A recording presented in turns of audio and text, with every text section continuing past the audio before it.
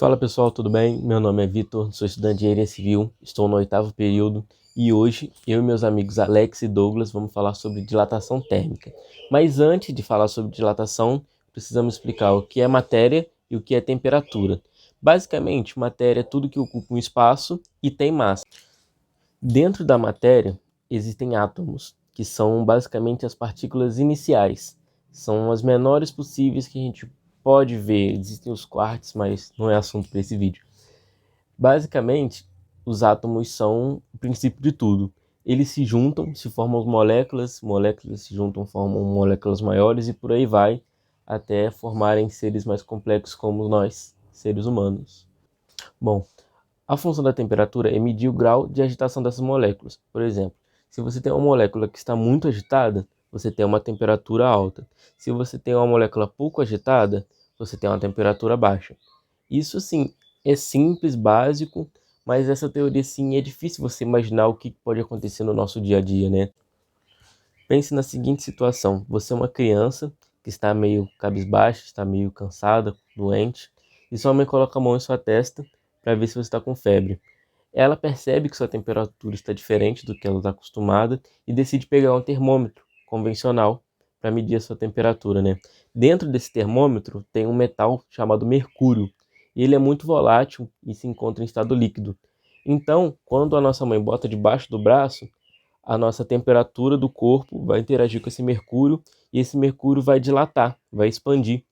E a função do termômetro é medir o quanto esse líquido se expande, porque com isso a gente consegue medir a nossa temperatura, porque determinada temperatura faz o líquido se expandir para determinado tamanho, e a função do termômetro é essa.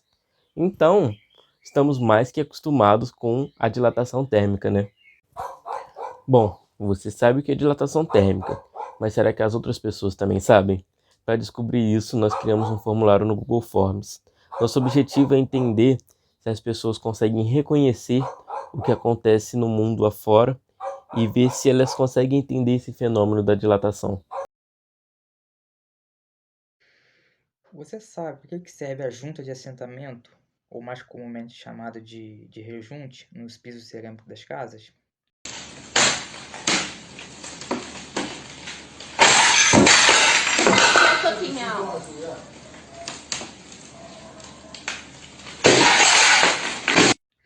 Então, para quem não sabe, essa junta ou rejunte é aquela camada bem fininha de material ali que fica ao redor daquela placa quadrada cerâmica que fica lá no chão.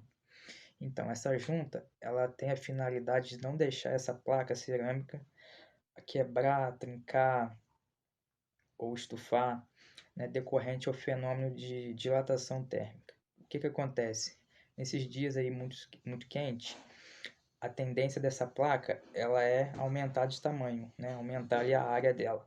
Então, se não tiver essa junta, essa placa ela vai quebrar, vai estufar ou algo desse tipo. Então, essa junta ela é muito importante justamente para isso. Ela tem que ser bem dimensionada, né, com a espessura correta, tem que ter o material correto, que o material dela é um material bem flexível, né, para poder absorver esse aumento aí de tamanho. Então, ela é justamente para isso, para evitar a trinca ou estufamento daquelas placas cerâmicas que ficam no chão. Acho que todos já repararam aqueles barulhos, tutu, tutu, que o carro, ônibus, qualquer veículo faz ao passar por uma ponte. Não é que ela esteja fora de nível, ou erro de execução do projeto, ou até mesmo ela esteja caindo. Isso acontece pela presença da junta de dilatação. Elemento esse em que o engenheiro responsável pelo projeto dimensiona com a função de absorver movimentos feitos pela dilatação e retração dos materiais presentes na superestrutura das pontes e viadutos rodoviários. O prédio que foi entregue há aproximadamente 6 anos, já encontra-se com o piso todo trincado, diversas trincas, e aqui a gente consegue identificar uma junta de dilatação.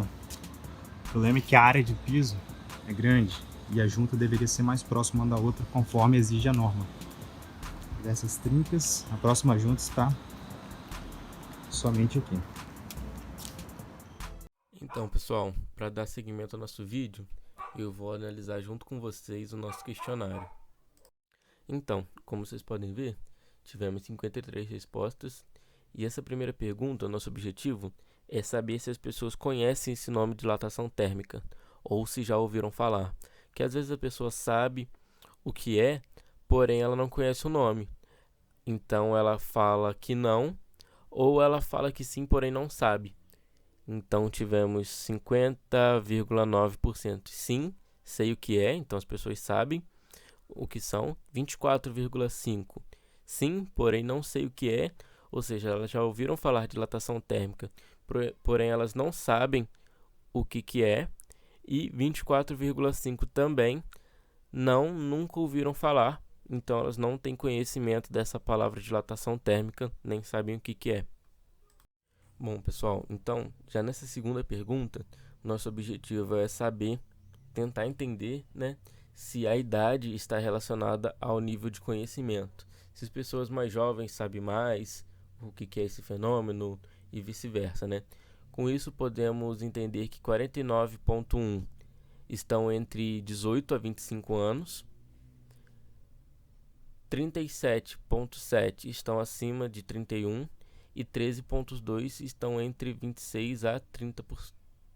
Porra. Já nessa terceira pergunta, nosso objetivo é entender se tem alguma relação, alguns fenômenos entre casa e apartamento. Com isso, podemos obter que 84,9% moram em casa e apenas 15,1% moram em apartamento. Ou seja, as pessoas que constataram, né, que responderam esse questionário moram mais em casa do que em apartamento. Bom, nessa quarta pergunta, a gente buscou entender melhor aonde essas pessoas residem. A gente já sabe a idade, já sabe aonde que elas moram, ou seja, apartamento ou casa, e agora a gente quer entender aonde que elas estão localizadas, em qual cidade. Bom, agora a gente começa a entrar nas perguntas mais específicas. Já escutou sua casa fazendo barulho? Essa pergunta é bem interessante, pois os móveis sofrem essa dilatação, né? Durante o dia recebem altas cargas de calor e à noite, já que é mais fria, eles vão resfriando e vão tendo essa instalação, digamos assim, por conta da diferença, né? Tá grande, expandida, depois vai contraindo. E 71,7% falaram que sim, ou seja, a maioria falou que já escutou sua casa fazendo barulho e apenas 28,3% não escutaram. Bom, confesso que essa pergunta deixou a gente bastante indagado, pois ao perguntar se as pessoas conheciam o motivo do piso cerâmico ter um espaçamento entre eles, 57,7% falou que sim e 42,3% falou que não. Ou seja, quase metade das pessoas não sabe por que tem esse espaçamento. Essa pergunta aqui também é bem interessante. A gente está falando sobre as juntas de dilatação, né? Principalmente presentes em vias, viadutos, até em prédios também, calçadas tem, todo tipo de pavimento ou até estruturas. Ela deve ter essa junta de dilatação para quando receberem a energia térmica e se dilatarem, poderem voltar ao normal sem causar nenhuma patologia. E nessa pergunta, 50,9% falou que sim e 49,1% falou que não. Foi um resultado bem interessante, ficou bem parelho. Já essa última pergunta é uma coisa que eu confesso que eu já fiz também. E depois que eu comecei a estudar sobre dilatação térmica, eu fui entender melhor, que foi colocar vidro dentro do congelador, né? 58,5% falou que sim, então a maioria colocou o vidro já no congelador e quebrou. Isso acontece porque o vidro ele tem baixa resistência mecânica à contração, então o menor índice de dilatação ele já quebra, que ele não tem resistência.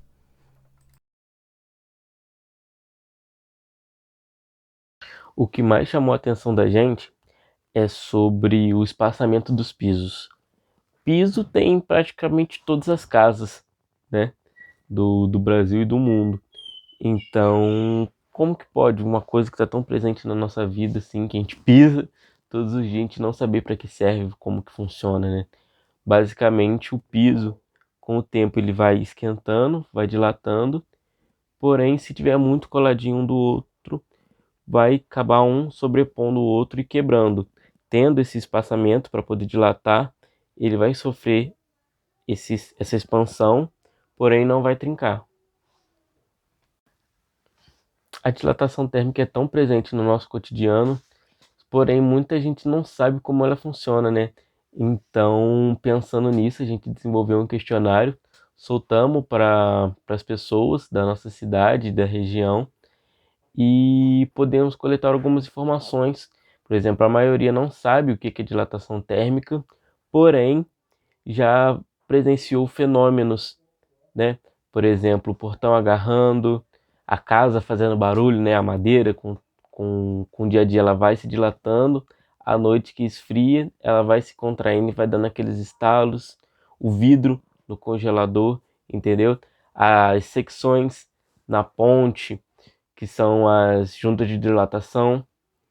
A gente fez esse questionário, a maioria não sabia o que era, porém já tinha presenciado esses fenômenos.